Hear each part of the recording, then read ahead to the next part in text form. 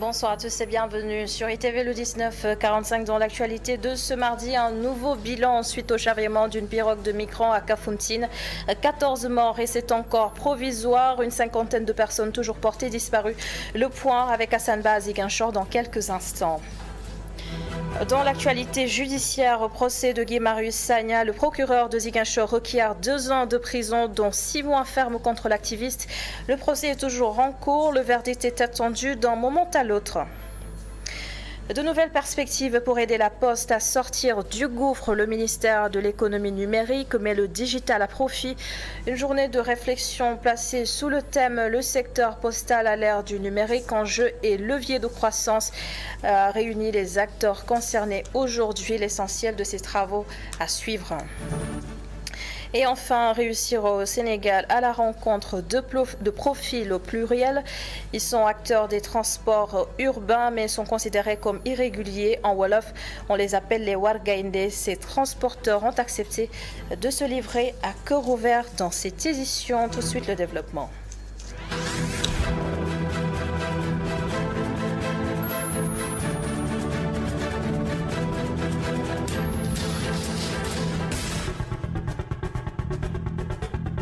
Le bilan s'est alourdi au lendemain du chavirement de la pirogue de migrants à Kafountine. 14 morts et c'est toujours provisoire. Les recherches se poursuivent. Il faut aussi noter qu'une cinquantaine de personnes sont portées disparues et nous sommes justement en ligne avec Hassan Ba depuis Ziguinchor. Bonsoir Hassan et dites-nous, donnez-nous les derniers détails de ces développements. Le bilan de la pirogue est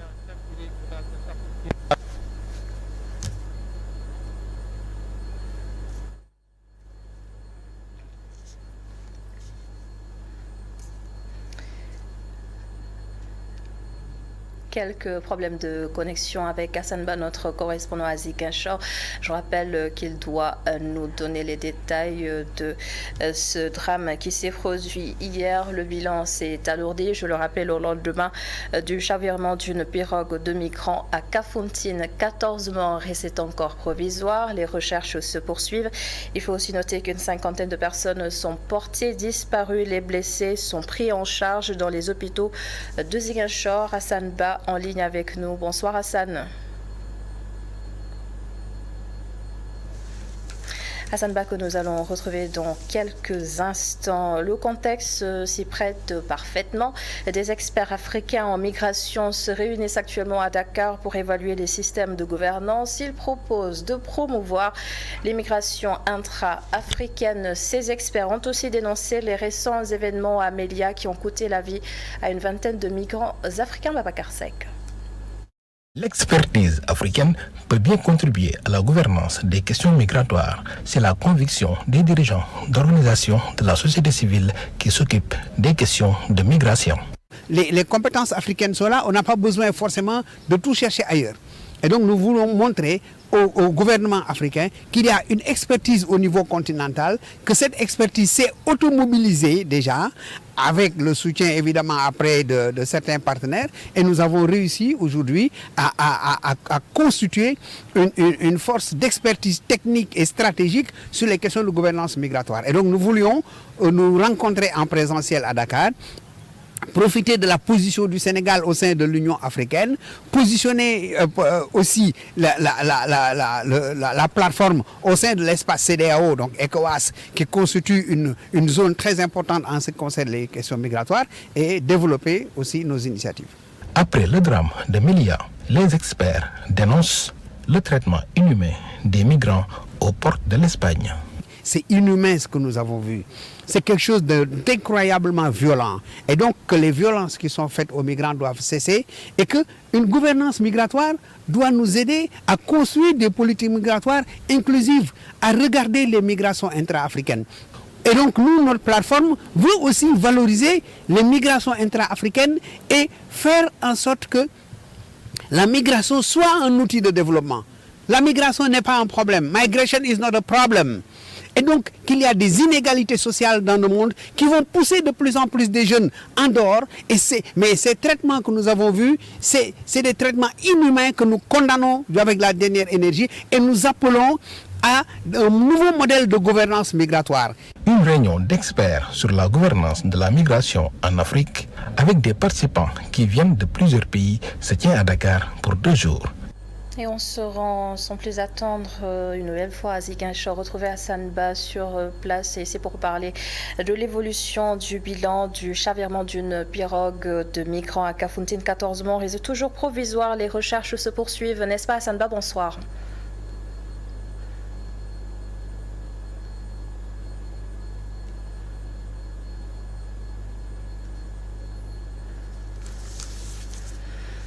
Et toutes nos excuses pour ces soucis de connexion. Dans l'actualité judiciaire, le procès de Guy Marius Sagna à Ziguinchor.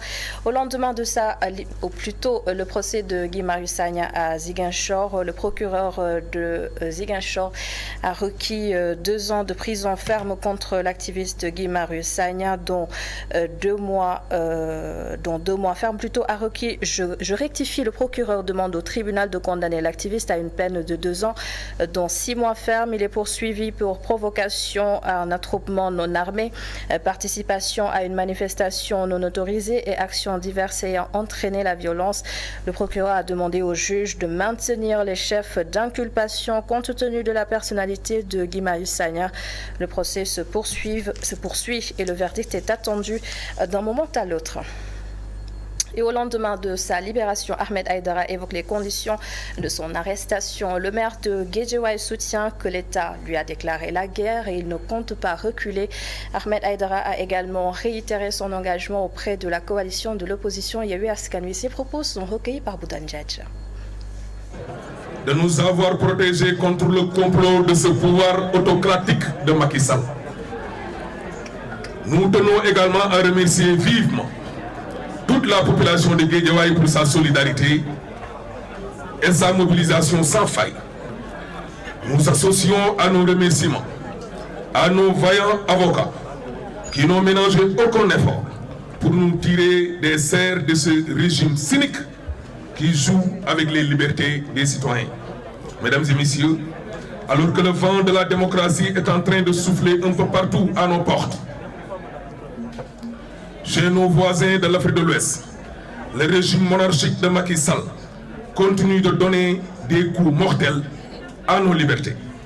En effet, j'ai vu pris en otage avec mes collaborateurs et amis, voire sympathisants, par une police qui agit et réprime au mépris des droits les plus élémentaires des citoyens sous les ordres d'un préfet couché et partisan. Mais la préservation de notre dignité et la volonté de conserver à tout prix nos libertés ne se négocient point et ne sont en rien entamées ni émoussées, car nous préférons être embassiers pour le respect de nos droits que de vivre libres dans la gourtise. Yewwi Askan Wi justement prévoit de manifester demain et pour le moment on ne sait pas encore si ce rassemblement sera autorisé ou pas, mais ce qui est sûr, les commerçants établis sur l'allée Centenaire ont beaucoup d'appréhension sur la journée de demain. Agressions, vol à l'arraché, ils ont beaucoup souffert de la récente manifestation de l'opposition. Des réactions et des témoignages à suivre dans quelques instants. Par rapport à cette tension tendue actuellement, ces tensions sociopolitiques, le porte-parole du Khalif de Medina Baye appelle au calme. Cher Maïssi se rappelle que la vérité des urnes doit absolument primer sur toute forme de violence. Son message recueilli par Hassan Aïssatou Kane. Message bi yëpp mooy ñu xam ne Sénégal ñun ñëpp ñoo ko bokk ñun ñëpp defar Sénégal suñu wareef. Nous devons être unis, bâtir ensemble notre pays et apporter notre pierre à l'édifice. Certains croient que tout leur est permis dans ce pays, alors que nous devons protéger ce qui nous appartient et que nous partageons. Qu'il s'agisse du pouvoir ou de l'opposition, chacun a son rôle à jouer dans la stabilité du pays. Dans toutes les grandes démocraties du monde, nous trouverons des opposants. Nos démocraties ne pourraient pas se passer d'eux, car malgré les divergences idéologiques, les politiques partagent le comment vouloir vivre ensemble. D'ailleurs, le pouvoir Dakar devrait prendre en compte l'avis de l'opposition dans la gestion du pays avec leur position. Chaque Sénégalais a la liberté de s'exprimer. Comme nous allons vers des élections législatives, que chacun aille aux urnes et fasse son choix. Ceci dans la paix et la sérénité. Faisons de nos acquis une richesse et préservons la paix.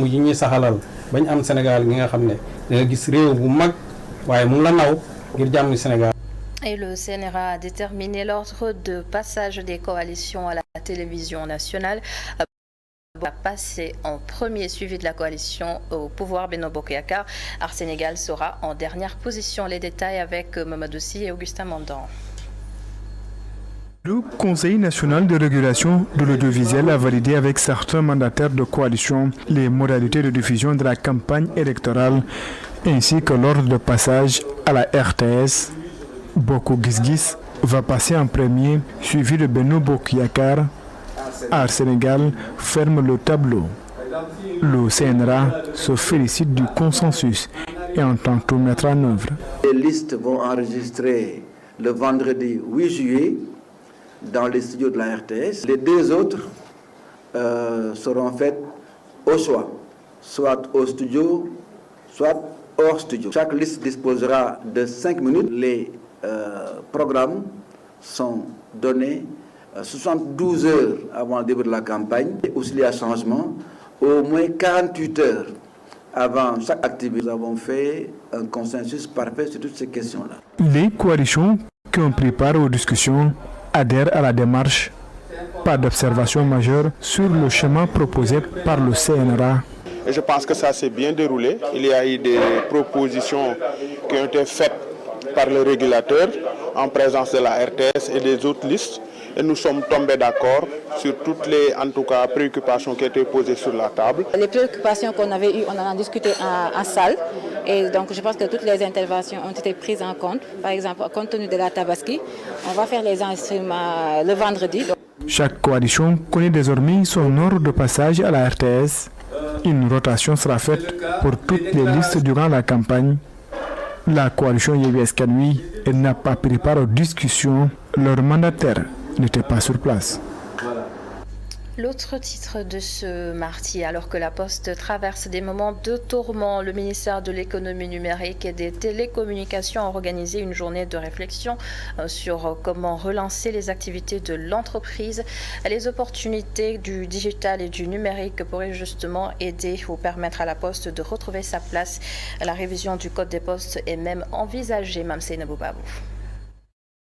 Le secteur postal à l'ère du numérique, enjeux et leviers de croissance, c'est le thème de cette première édition de la journée dédiée au secteur postal. Pour le ministre de l'économie numérique et des télécommunications, il s'agit de voir comment tirer profit du numérique pour booster la Poste.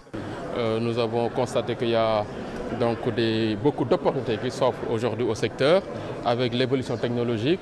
Donc de sorte qu'aujourd'hui, cette journée nous permet de réfléchir, mais également de voir des innovations qui marchent ou bien des innovations qui sont en train d'être développées, qui sont en train de marcher dans des domaines précis. En croit le ministre, en une année, le gouvernement a réussi à recouvrer les dettes de la Poste, qui étaient d'un montant de 42 milliards, afin que celle-ci puisse retrouver son lustre dans le temps. Nous avons réussi, avec l'appui du chef de l'État et l'accompagnement du ministère des Finances, donc de recouvrer ces 42 milliards, ce qui fait aujourd'hui que l'État, je peux dire, ne doit plus rien à la Poste. Au contraire, l'État du Sénégal, aujourd'hui, s'est résolument engagé à accompagner la Poste pour qu'elle puisse retrouver vraiment tout son dynamisme, je veux dire toute sa place dans l'économie nationale. Pour le directeur de l'autorité de régulation des télécommunications et des postes, de grands chantiers sont entrepris à leur niveau pour assainir le secteur de la Poste. Nous avons entrepris des chantiers, de grands chantiers autour du secteur postal, c'est-à-dire l'assainissement du secteur postal. Un cadre de concertation est également en train d'être mis en place pour que l'ensemble des acteurs du secteur puissent travailler dans une synergie totale pour accompagner le secteur postal.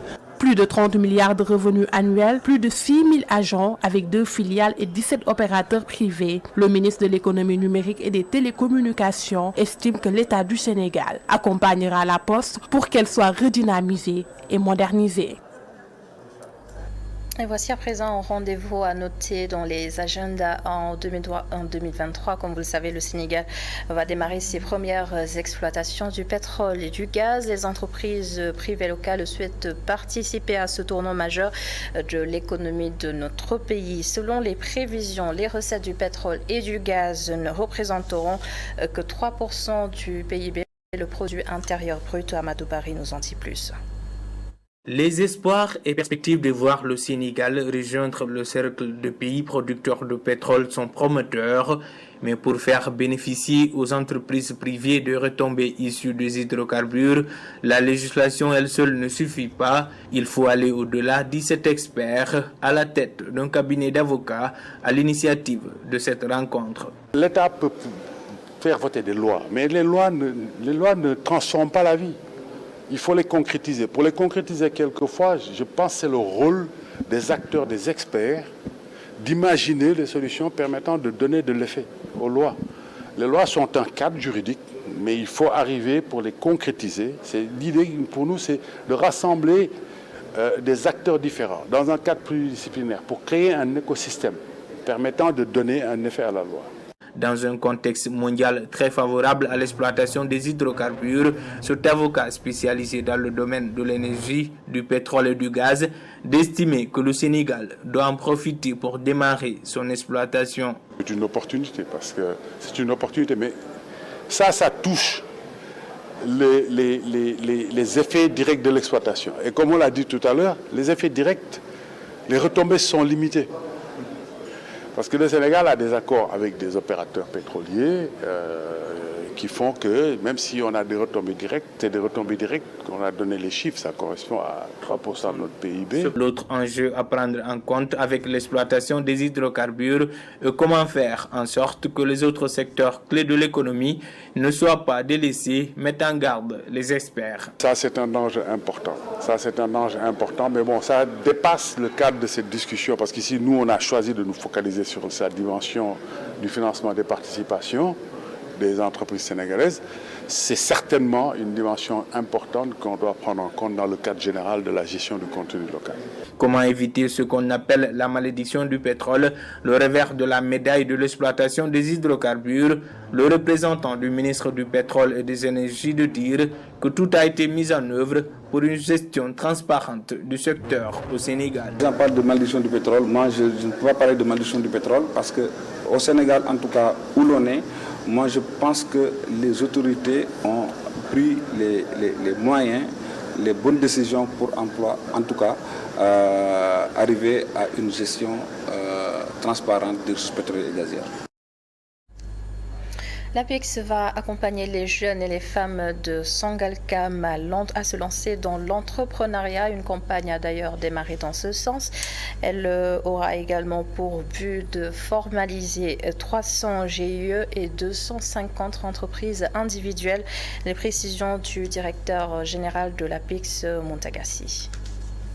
Le ministre nous a confirmé et nous a saisi et nous avons proposé la réponse qui est celle du guichet mobile consacré par le président Macky Sall pour une meilleure pénétration territoriale, une meilleure agilité de la formalisation, mais aussi un service de proximité de l'administration.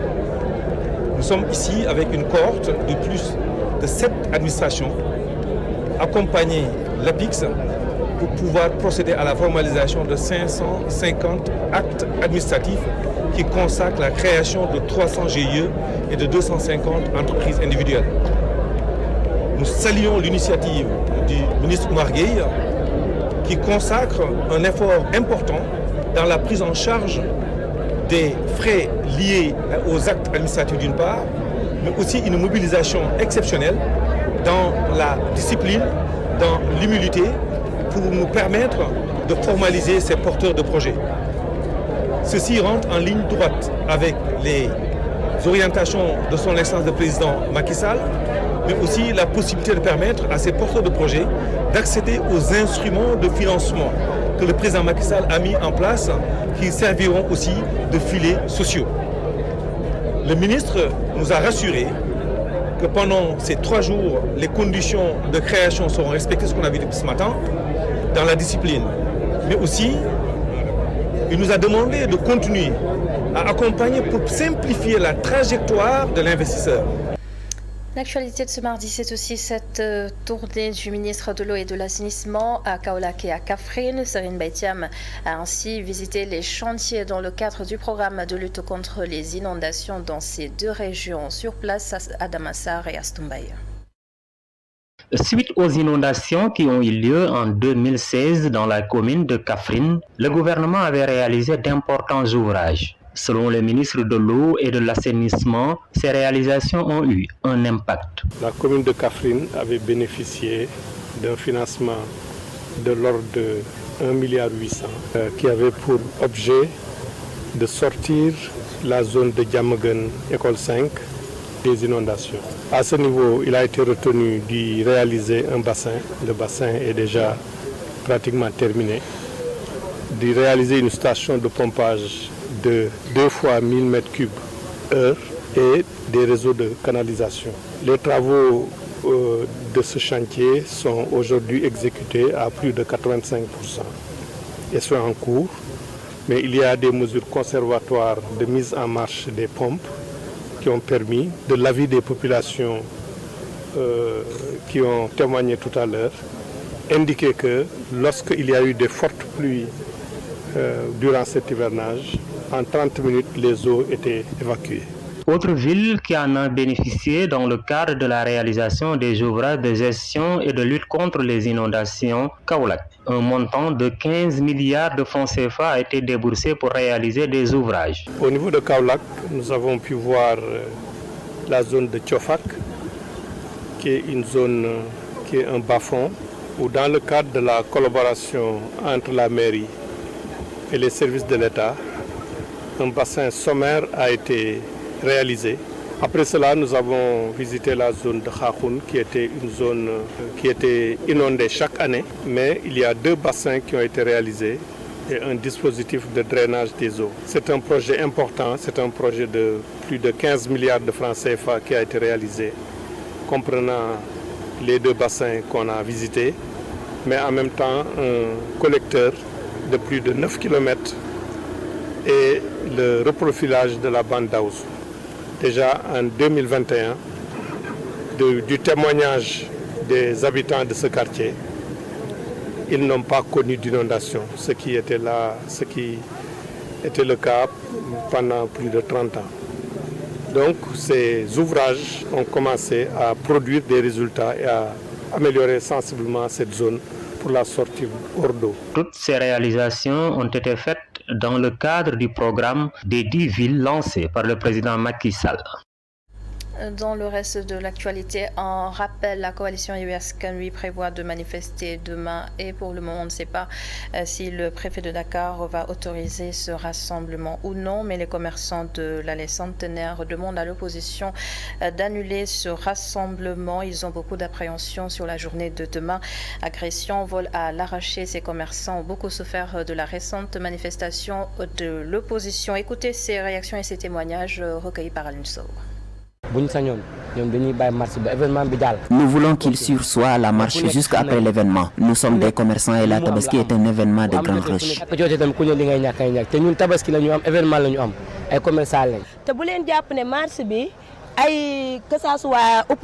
Les marches sont le plus souvent infiltrées par les bandits et les agresseurs. Moi qui vous parle, lors de la précédente manifestation, des personnes ont arraché mon sac, là où j'avais mis de l'argent pour aller récupérer des marchandises. Et je suis rentrée les mains vides.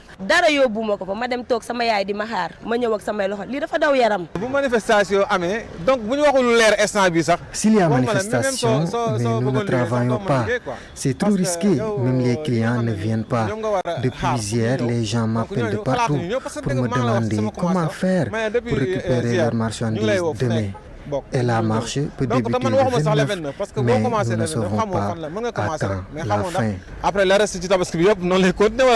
Et le préfet de Tivaouane a interdit cette manifestation prévue demain. Les motifs évoqués: risque de troubles à l'ordre public et violation de l'article L61 du Code électoral. La suite de cette édition.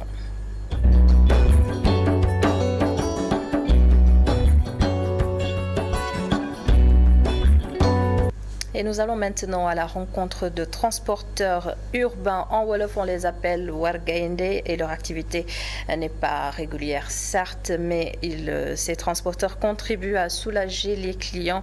Ibrahim fait partie de cette catégorie de chauffeurs. Aïssatou Kane et Barasso l'ont rencontré. Matin et soir, dans cette allée de la Padoie, c'est la même ambiance. Le bruit assourdissant des véhicules et motos. Dans la mêlée se distinguent les véhicules des transporteurs urbains. Évoluant dans l'irrégularité, Ibrahim, l'un d'eux, préfère échanger avec nous, loin des yeux indiscrets. 4 ans que ce jeune excelle dans le transport irrégulier. Ce métier, en plus d'être son gagne-pain, est une passion, malgré les dures réalités. Je me réveille tôt le matin pour venir m'inscrire sur la liste. C'est un garage clandestin et c'est par arrêt que nous obtenons des clients. Arrivé à Dakar, je m'inscris encore sur une nouvelle liste en attendant que mon tour arrive. Un véhicule de 6 places avec comme frais de transport Dakar-Thiès de 1500 francs CFA. Un pactole de 15 000 francs par jour, non négligeable pour un transporteur irrégulier.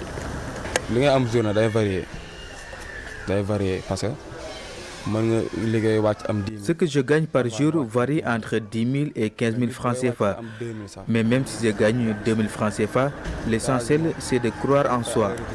Chaque client paie 2 500 et si je déduis le carburant de cette somme qui est égale à 6 000 francs et le péage qui est égal à 6 000 francs, c'est un peu dur pour nous, mais on gère.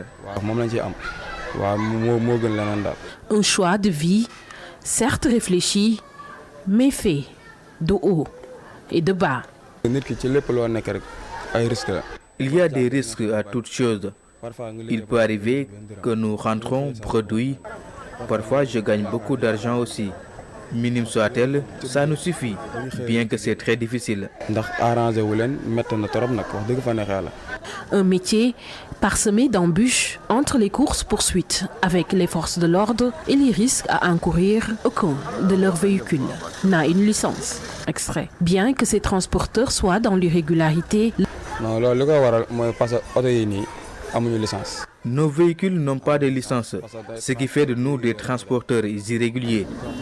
À chaque fois, les policiers nous arrêtent. Nous sommes obligés de nous garer dans les ruelles. Et certains ne veulent même pas que nous nous garons devant chez eux. Et si nous avions nos licences, nous ne serions pas là.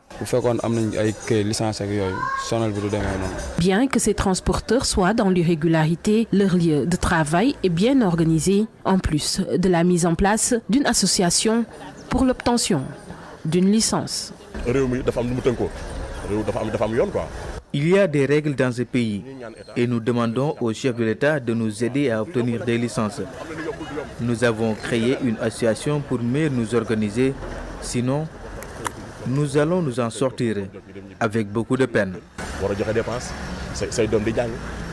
C'est ainsi que se trame le quotidien des transporteurs irréguliers. Ils sont tous sans licence. Leur quotidien est fait de prise de risque, leur morale en dents de scie. Être reconnu par les autorités avec une licence, c'est leur souhait le plus ardent. La majorité étant des jeunes, leur courage et leur abnégation forcent le respect.